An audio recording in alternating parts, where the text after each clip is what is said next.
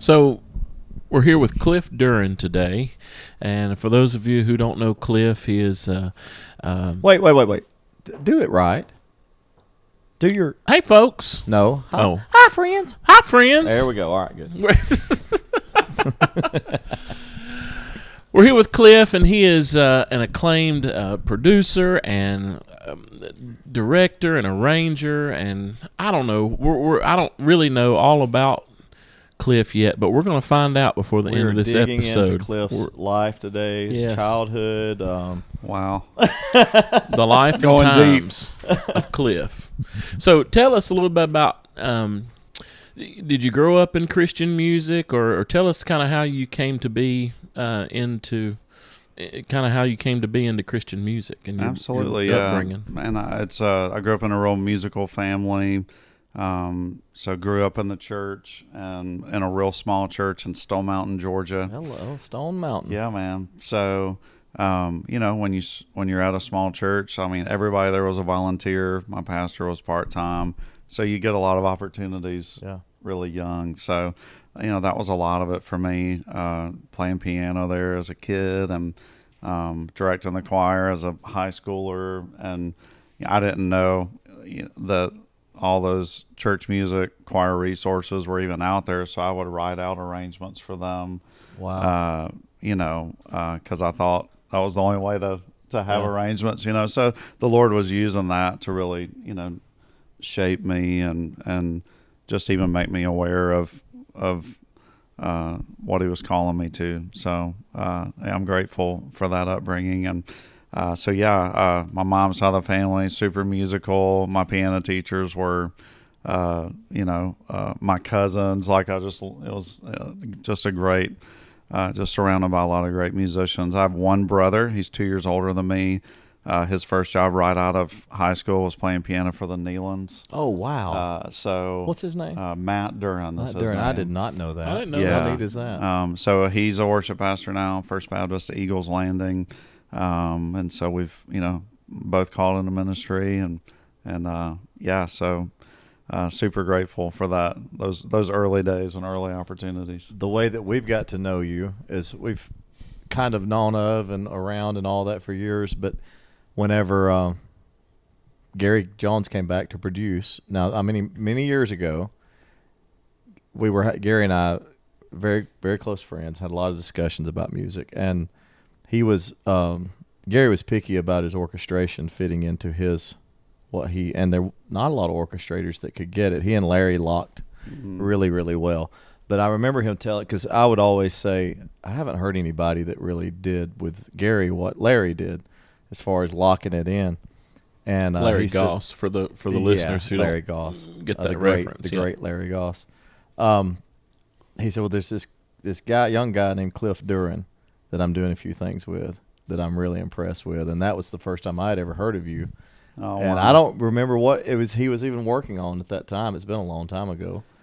Yeah, he was kind of reach out years ago. And man, your comment about Larry, I went to grad school at Lee University because I got a flyer in the mail that said Larry Goss teaches orchestration at Lee University. I'm like, well, I think I should probably go there then. He was a huge childhood influence of mine, and he drove over from Nashville one day a week and taught orchestration and arranging there. So I had not orchestrated a note until I went to study with him. Yeah, and you came on and did the Right Now album. Yeah. For us, and I was telling you earlier, it just fit like a glove. It was such a neat from that Right Now track, the very first thing. Yep. It's like when I heard that, oh my goodness! It was just really neat how it all worked out. It's an honor. I'm a lifetime Gold City fan. That's so cool. We are too.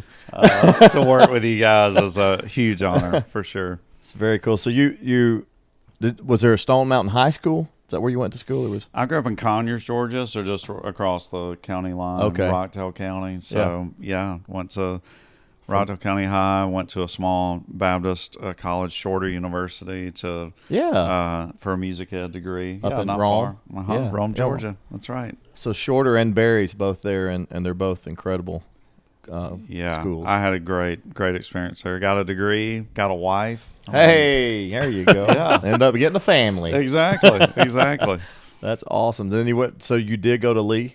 I did. I went to Lee. I was already serving at a church as the minister of music there, and Lee had a program where you could just go up like one day a week. So I did that for 2 years. Larry, his classes were a huge part of that, and all along in college, I met Mike Speck, who was a huge influence on the choral music side of things, and I traveled with him for a summer playing piano.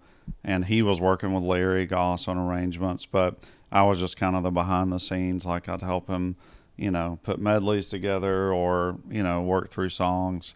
And he and I just I became more involved in his projects throughout.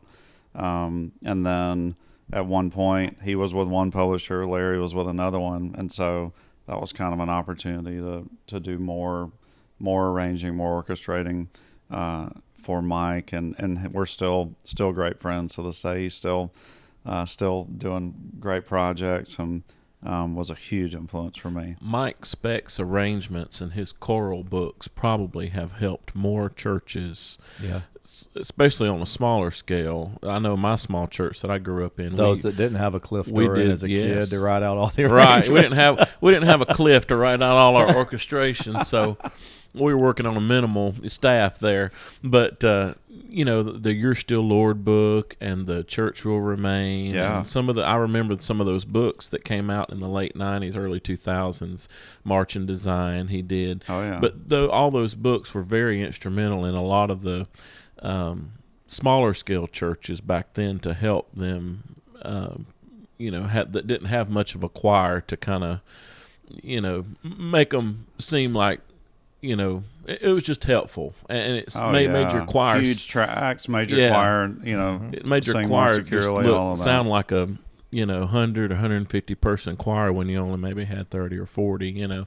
So I loved Mike Speck arrangements. Was Melina Parks singing with him when you were there? Yeah, the summer I traveled, it was her, and then Nick Holland was on the road with us, your hometown buddy.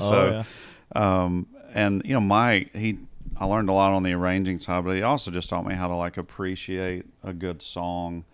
People would send him stuff, and it could just be like a rough work tape, and all I could hear was that it was a rough work tape, and I'd look over and he's got tears in his eyes, like he could see where a song could go, and I think that was real formative for me to learn how to appreciate a great song, no matter what the demo quality was. So how long was it from there that you ended up at First Baptist Woodstock? I went to First Baptist Woodstock when I was about 25. So I had finished at Lee, I was serving a small church, no orchestra, but I just felt like God had opened that door for me to go study with Larry. Yeah. And then a few months after graduation is when First Woodstock called me about an arranger position on their staff. So they just want somebody to play piano, write for their choir and orchestra. And what year would that have been? That would have been 2006 or so. You got there just as they were going into the new building. Yeah, they had just moved in recently. And I told you about the church I grew up in. So I think it held 7,500 or 8. Yeah, so it's a 7,400 seat room. Yeah. Have you ever been in that church? No. Oh, buddy. It was this is a funny story. You wouldn't have been there. This was 04 or 05. Mercy's Mark with Gary. Yeah. We went there for one of Bailey's Real Evangelism conferences, and they had not been in the building long. And you think about where your background you came from. Well, then think about me walking in there that came from a smaller church background. I think there were 6,500 there that night, and the choir was full, and it was. Yeah. I'm just going, what is going on? Yeah. Here, but man, we walked out and sang. Gary was spur of the moment. You never know what he was going to do. I know it's shocking, right, Chris? Right. So that day. He said, "You guys remember Plan of Salvation the cathedrals did?" And we knew, we all knew. He said, "Well, yeah." He said, "Well, let's do it tonight." And we're like, "We never sang it at all." So It Might as well try it out in front yeah, of might as 6,500 well, people. 6,500 people. Well, we walked out and sang it, and the place came apart. I mean, they lost it, you know. So it was he got one right that night for sure. So it was a very neat experience. Those conferences were awesome. They were amazing. Yeah, what Bailey did, Bailey Smith with Real Evangelism, just is incredible. And so then you were there with so Bailey Smith, a legend, Pastor Johnny Hunt, yeah, absolute legend, and I think as a legend is Scott White and the music ministry world. I owe Scott the best education I've received in ministry is from Scott White. Yeah. I mean, just how to plan, how to serve people well. Yeah. He was a great pastor to our choir and orchestra, and so he taught me so much just by watching him. I mean, he's just a godly man. He's pastoring now. He's and God's using them. They've just moved into like their third service. So I mean, wow, he does. It's in Panama City. Yeah. Is that right? Yeah, because Port St. Joe, I think. Yeah, right there. He still does the Jubilee conferences with. Yeah, he'll come out with Jake and do those. So we saw him, and he was telling me about that he's down there and how it's growing and taking off. And I'm like, man, if you need any help there on the beach, let me know. I know it should be easy to get staff for a beach job. But right? I think that was his hometown area. It is. But Pastor Johnny Hunt is also just absolutely incredible.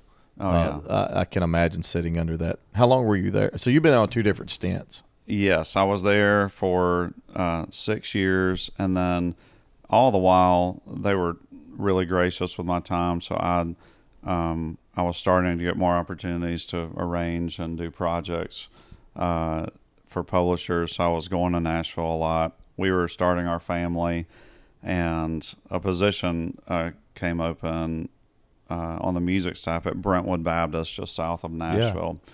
And so we prayed about that and talked with them and ended up making that move, and it got most of my work in the same town while our kids were really young. So I was able to, tuck them in every night. And so we were there 8.5 years.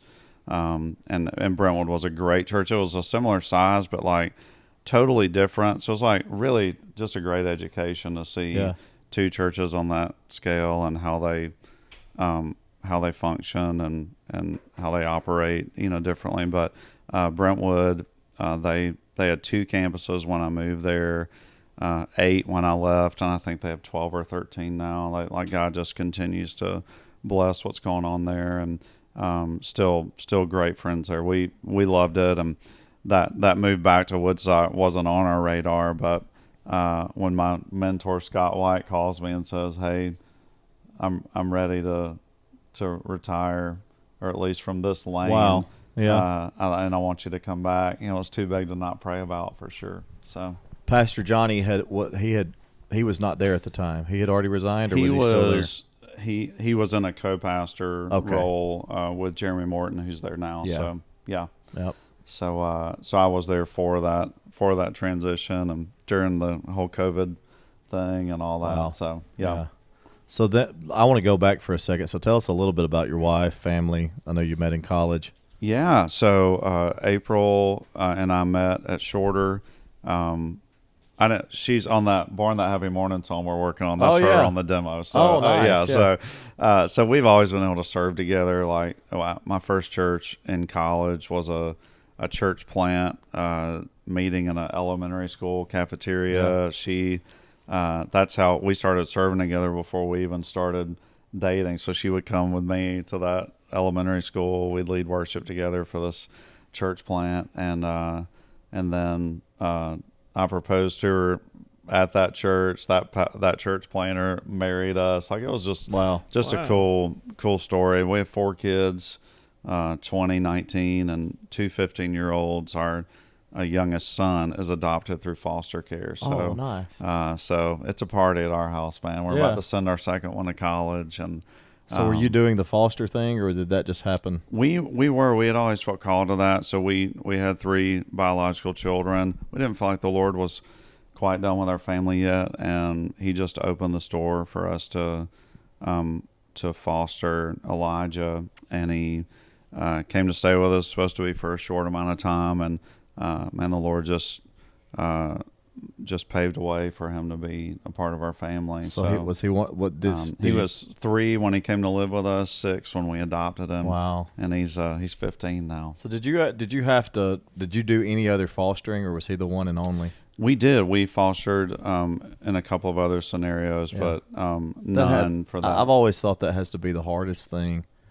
To say goodbye. You can't help but love, and they become a part of your family, and then you have to give them back. And I just have such respect for anybody that ever does that. So thank you for doing that. It takes a special person, definitely. We still share stories about other foster opportunities we had, and those memories are always with you for sure. But we're so grateful to have him as our son, and the Lord was in every detail of that, to make that happen.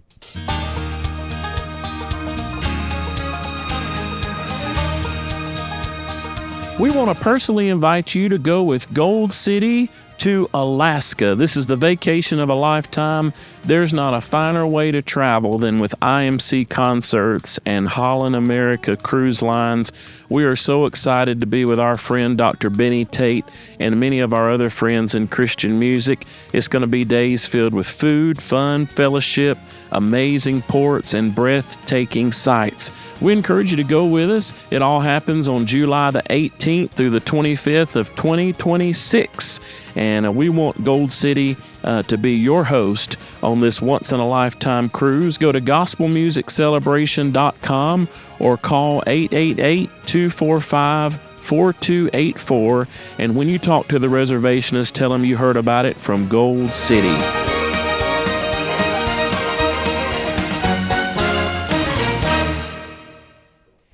That's awesome. You mentioned a Christmas song that we're working on. So you're working with us now on a Christmas record that will be out later this year. And you also helped orchestrate another project that we're working on that has not been released yet. And so what's it been? Tell me what it's been like, being that you're a Gold City fan from way back, coming back and working with Gary, first of all, for the Right Now album and for the other project, and now basically producing our Christmas project. It's surreal. It really is. I mean, my first Gold City experience would be during the Brian Freed, Ivan Parker era, and so where Gary was, so central to that sound and producing those records, and so to have connected with him a few years ago, and we worked on a few things together, and then when he started working with you guys again, to be looped into that, really, I mean, surreal is the most accurate word. I mean, it's a huge honor, and I've been such a fan of his for so long, and this group, and so just to have any seat at the table is amazing. Obviously, with his passing, which was such a shock to all of us, I feel like being able to work on this Christmas record is really a way to honor him, to try to fill in the gap for what his plans were for that project and for this project. So I'm grateful for the opportunity, for sure. I've definitely learned a lot from him over the years, trying to channel my inner Gary, as we're working together on this. Gary was sporadic. He was a musical genius as far as the things that he did. His flavor that he put on it was really unlike anyone else, but it could also be all over the place as far as working with him, because you had to have patience. I had to have a lot of patience, and they'll tell you I don't have a lot of patience, but I learned in the studio with him, you just got to go hang out. It's not a situation of going in and getting it done and moving on. You're going to go in and hang out. But what I figured out through that is there's greatness that happens with that, because you slow down, and as he had time, there were times on the Right Now album that we would do something and come back and change it. Oh, yeah. Because he had time to listen, and it was always better. I remember, because I think you asked me, you said, boy, I like that the way it is. Yeah. And I said, it's usually always better. And then we did it. It was better. It was a lot better. It's like, well, that's, yeah.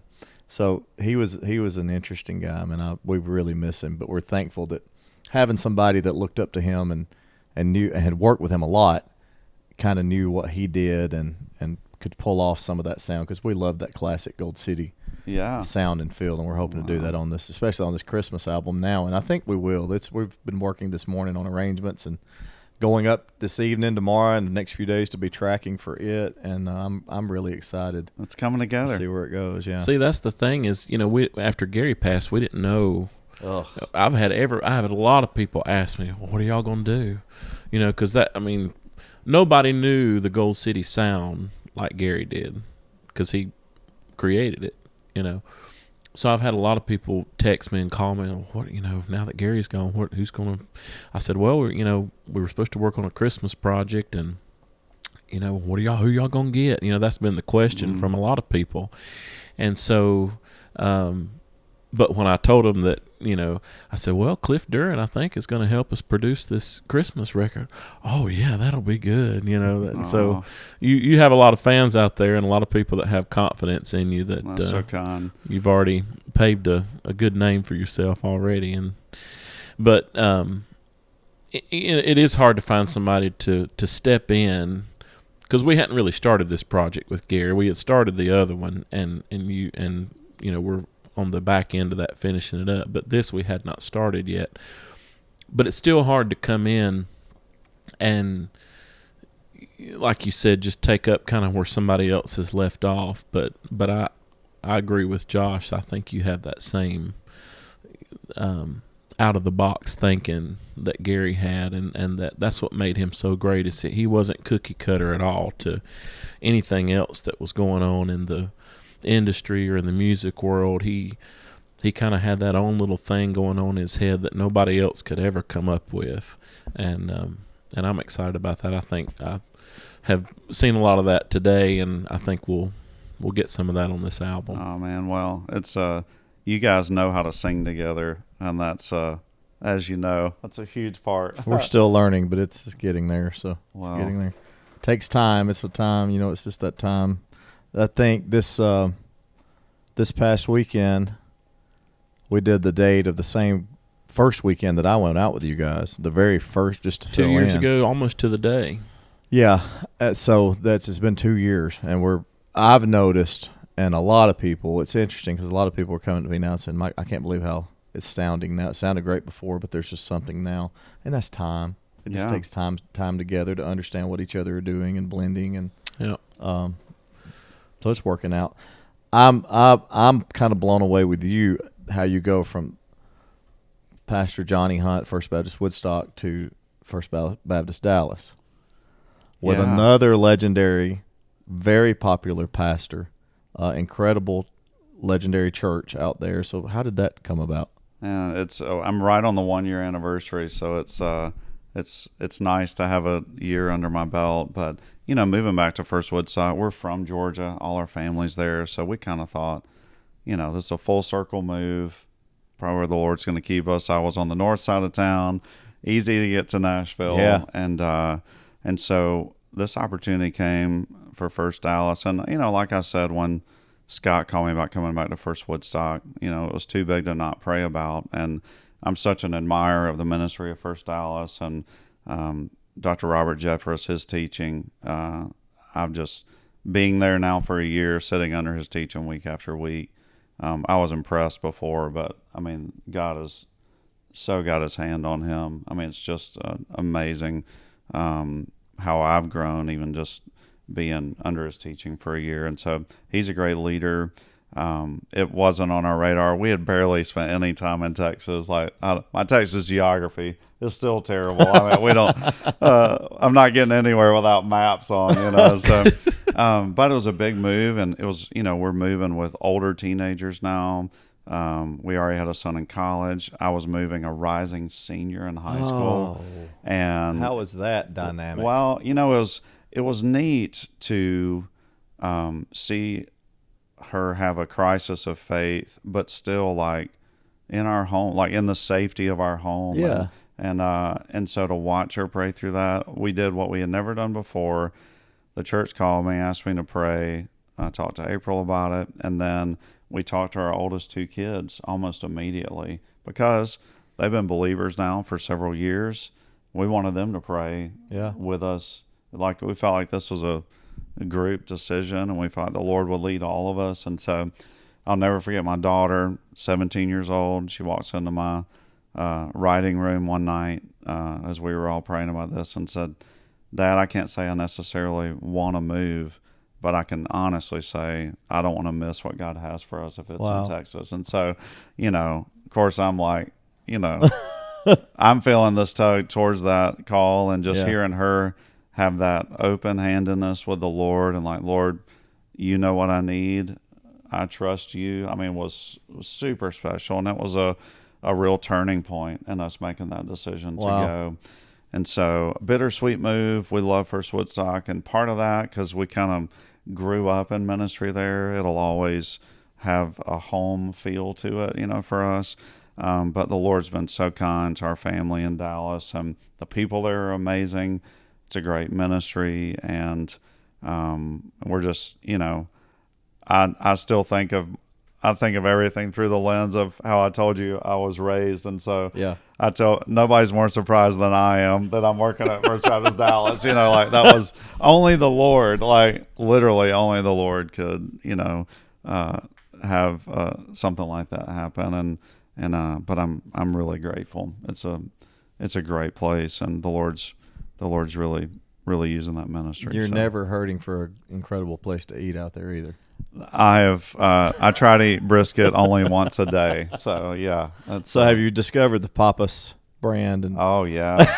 I mean, they're everywhere. They're like McDonald's out there. They're not here. There was one close to Woodstock. Did you ever eat at the Papados or Papacitos? Oh yeah, right on Windy Hill near the Braves Stadium. So that's the closest one to us. And there's times that I have almost got in the car and driven to Papacitos because it's the best. It's the most incredible Tex-Mex Mexican style food that you'll ever eat. They're in the airport there. I mean, they're everywhere. Yeah. We actually were by one this past weekend. So Chris didn't go in.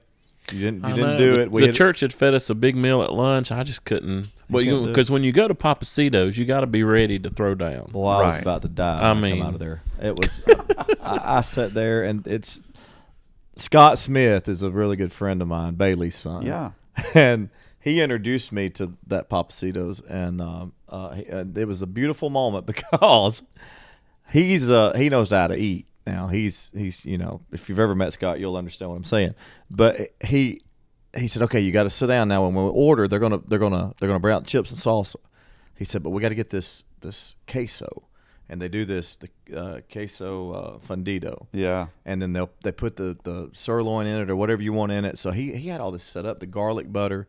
Well, you wouldn't know about any of that stuff if you didn't go with somebody that knew, because they bring it out as you go. So the first time, had you ever been before? Not before you took me, no. So it was that first weekend out, wasn't it? And I had built it up to them, and Dylan, our sound guy, he said, "There's no way this can be as good as what you're talking about." So we go in, and I said, "All right, guys, this is what we got to do." And I start getting it all just like Scott did me and that buddy. They were in hog heaven. So if we're around that area, we're finding a Papacitos. Oh now. Yeah, it's amazing. But yeah, they're just like around every corner there in Dallas. It's amazing. It's like, why can you guys not get? They put a Papados in Birmingham. Okay, but they haven't put a Papacitos, and it's a good thing. I can have a little bit better figure if it's not around. So were you there at First Baptist in Dallas when the church fire happened? I was 48 hours from flying out there with my family. So we had already accepted the job. I was sitting at a Braves game in Atlanta when the fire happened. So, people start sending me pictures and videos. And was that in the sanctuary they're using now? No, it was in the historic sanctuary. Okay, that's what I thought. So the current worship center is 12 or 13 years old. Okay. So we've been in there now for a while. But I like to take people to this window in the worship center lobby to see how close that historic sanctuary is. Like, it could have been catastrophic. Really? I mean, it's all so close together right in the heart of downtown. It's a 4-alarm fire. I mean, just massive. So when I got there, you're looking at the site. I mean, there's just melted steel.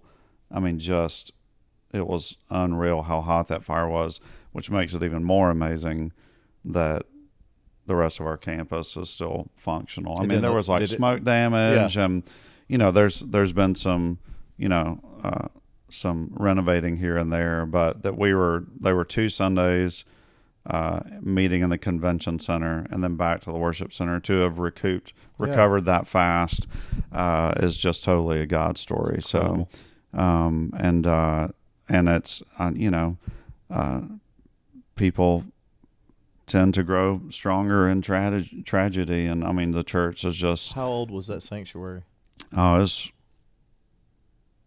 from the 1800s. Yeah, so yeah, that's so sad that it's. Oh yeah, it's just a building. It is a lot of memories. There are First Dallas, unlike anywhere I've ever been. It's been a large church for a long time, so it's not unusual on Sunday morning for someone to come forward for baptism, and they'll say, "This is Sarah. She's in the 5th grade. She's a 6th generation member." Wow. Of First Dallas Light, and which is a beautiful thing. Yeah. I mean, it's awesome to see that kind of legacy there. And so those families, in that church, they have so many memories in that historic sanctuary. But there's a plan in place to rebuild it in a way that updates it for future ministry use, but that also symbolizes the beacon it has been in the Dallas community for decades. So I'm excited about the end results. Were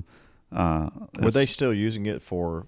They were. Things? We had a one service that met in there, and then just a few hours before the fire, there were 1,500 kids in that room for Vacation Bible School. Oh my goodness! So to think about, I think we've been able to move forward at a strong pace because no one died, no injuries, even on the firefighter side of things. And so we just had all those firefighters back 2 Sundays ago just to thank them. And, have they tracked down the little kid that started the fire? That's how rumors get started, man. At the end of the day, post investigation, it was an old building. Oh yeah, with a bunch of wood and a bunch of wires. So it was bound to happen. How scared were you? Because you told me this before we got started today. We were talking about the same subject, and I'm sure there was a moment you thought, "Now, Lord, what are you doing here?" Because you'd already sold your house. Sold the house. Y'all were 48 hours. 48 hours away from moving out there, and you get a text that says there's First Baptist Dallas is on fire. It is. It's wild. I thought. I'll say this in the midst of interviewing. Pastor Jeffress has been like such a great, easy to communicate with. He's so busy, and it's such a high, just a high profile leader, and he's been so accessible. And I told April that night, I'm like, I feel like I need to tell Pastor I'm praying for him, but I'm sure his phone is blowing up. But she said, well, if you feel like you're supposed to do it, text him. So I texted him. It wasn't 30 seconds. The morning after the fire, wow, he texts me and says, you're about to find out what makes this church so special. There you go. I mean, I'm trying to encourage him, and he's encouraging me. Right there. And he was right. I mean, those people. There's in a downtown church. If you're gonna, there are people, hundreds of people who fight that traffic on Wednesday nights to come to choir rehearsal, orchestra rehearsal, student ministry. They are. I would describe that church and those people as faithful. So you think about Atlanta traffic, Nashville traffic, and now you're dealing with Dallas traffic. Yeah. It's the small hometown church might be a retirement plan. Right. Yeah. People are like, you're used to this. You're from Atlanta. I'm like, I didn't drive to downtown Atlanta to go to church every day. Right. Yeah, Woodstock. That's up north. That's a different. That's different area. It's still, you still got the traffic up there, but not nearly like right. So you're right downtown. Oh yeah, man. Dallas, heart of the city. So wow, that's cool. So you drive in every day? I'm there usually Sunday through Thursday most of the time. And then Fridays if needed. But yeah, so it's Do you guys live closer? We do. So the church has a school on the east side of town, a Christian school, so our kids go there. That's great. And so we live on that side in Sunnyvale, a little community east of town. Fantastic. Yeah. Well, man, thanks for just taking a few minutes. And this was impromptu, but we thought while we have you here and we have a few minutes, I expected an all-day affair and arranging, but you came in with a plan, and you were the anti-Gary today, so you can pull the Gary tomorrow. Well, hopefully we still feel like we got a great end result. I feel great about it. I think we're going to have an incredible album. People will love it. Yeah, absolutely. I'm excited about it. Thank you for joining us today. And our listeners, we want our listeners to find out more about people that we enjoy being with and talking to, because our listeners probably may not know who you are, or may have only heard your name but don't know a lot about you. And so read you in the liner notes and didn't know a lot of the information. But I feel like if anybody's still listening to a podcast about me, they should get an award or something. They're still hanging on 30 minutes in. Hey, man, they listen. They hang in here with us and enjoy it. So we're having a great time doing this. Thanks for tuning in, everybody. Thank you.